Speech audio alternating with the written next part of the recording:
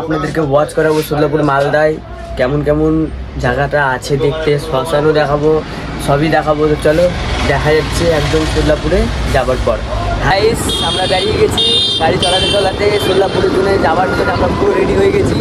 তো আপনারা দেখতেই পাচ্ছ। তো চলো সোদলাপুরে গিয়ে একদম দেখা হচ্ছে আপনাদেরকে। হ্যালো গাইস, তো আমরা চলে এসেছি সোদলাপুরে। আপনারা দেখতে পাচ্ছ এতটা ভিড় আছে, আপনাদেরকে বুঝাতে পারছি না। এই ভিড়ের মধ্যে আমরা হারিয়ে গেছি। হারাইনি, মানে ঘুরে বেড়াচ্ছি পুরোটা। কত ভিড় দেখেছি। তো বন্ধুরা, আমি এখানে ভয়েস ওভার করতে পারিনি, এখানে অনেক গালাগালি অনেক ভিড় ছিল, সেগুলো আমি ভয়েস ওভারটা করতে পারিনি। আমি পর থেকে ভয়েস ওভার করছি। আর আমি সোদলাপুরের কয়েকটা শটও নিতে পারলাম না, কেন সব ভুলে গেছিলাম, বন্ধুদের সাথে ছিলাম বলে আমি শট নিতে পারলাম না, তো আপনাদেরকে দেখাতে পারলাম না।